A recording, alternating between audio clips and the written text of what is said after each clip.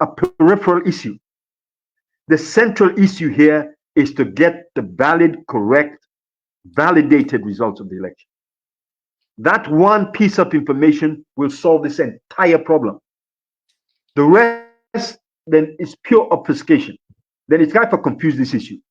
It no matter who that Samoa talk to or not talk to. The point is we want the votes. When I tell you, show me the actual votes, and we will operate from there. The rest is complete nonsense. I don't care if Samuel Gab go talk to God. It don't matter. The important issue here is this: we who voted, want those results counted and presented authentically. We don't mix Spanish Dabaru nonsense. Samuel have been saying this or that. We don't care. Produce those damn votes. Now that we want. So let me not get distracted by this nonsense from the government for suggest say we've been talking we go talk Nyanda. So what? When I can talk to whoever I want. But first we vote come and make sure say the government will we get, now government will we choose. Anything else is obfuscation. So sorry if I sound a bit harsh, but I don't tire for hearing people and express yourself. I don't tire for people to talk around this issue. They say the people and vote no matter. Imagine so-called politicians that this country a gap say, well, you know what, we're gonna wait till 2028. That is treachery, that is treason in terms of the people, the people's vote. We tend to forget, say, the people are sovereign now. Not to matter na sovereign now, not to the power pan are sovereign now. We the people are sovereign now. And the way we exercise that sovereignty, now for decide whether we want for can govern we. Not telling for can't tell we say power pan, they want govern we. No, sir, we don't agree. That is the basis on which we are approaching this wedding court. We are the people who are saying democracy must triumph now. And this semi-dictatorship where they go on, so they must be removed from power. You don't. Not a complex issue. If we get an RRF today, and the RRF say, you know what, Mara not get 56%, then he must leave State House. Simple. So nothing else is of value here. We want the person in State House, our president, to be the person where we choose. Not a person where we decide, self-appointed person, say power for the president. But I feel say Biba. I like the way you ask the question. So let me talk about legality in this sense. Waiting at the approach, have we looked into the Constitution and what did the Constitution say to this effect? Yes, that is a brilliant question, Prince. I make you can bug me small. Listen, let me say this: we are constitutionalists. Sure, in the future there might need to be some adjustment, but we are constitutionalists, and we take this point: the Constitution is clear. Nobody, no possible, anybody be president of Salon unless you get 55% of the votes, of the validated votes. There are massive indications, say the current illegitimate president did not achieve or acquire 55% of the votes. That in fact, the claim that he got 56.1% was an absolute lie, an absolute fraud. And let me say this: if they want to disprove what I say so, face the RRFs and come.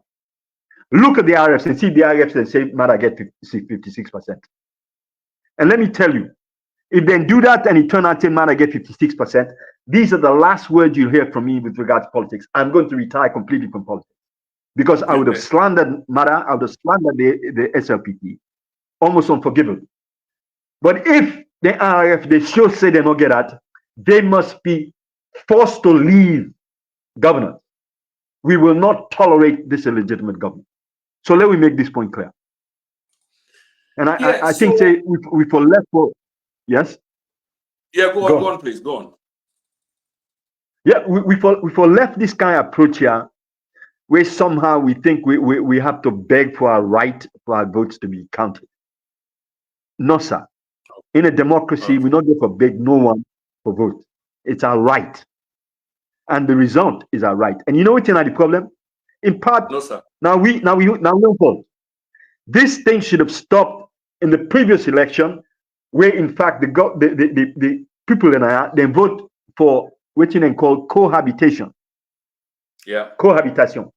then give SLPP the executive, then give APC the legislature, parliament.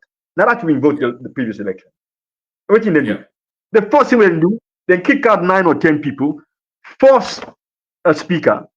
That was the original sin. Now, from that nonsense, the way we tolerate that nonsense, then I make with you how they said today. And so, that has to be understood. Had we stood up then and said, no, sorry? The blame has to be shared, and I'm absolutely in agreement with you with what you say. And this is nothing I talk about a lot. When you compromise the democracy going further, you will expect the worst, and this is the worst that you get. But what the Constitution, I think now section 17, subsection 13, say the Supreme Court can demand the election commission or commissioner for pull the results. Why is it not working with all of these demands, from citizens from different quarters of the country, up to a point now where Etan Coleman is being silenced? Why, if the Supreme Court, the Constitution say it can direct the commissioner or the commission for produce the result, and this not happen yet? Why? Prince, yes, listen, sir. I know this sounds simple. We are living in a country where certain key institutions have already been captured. You cannot and do not look to the current construction or formation of the judiciary for a solution to this problem.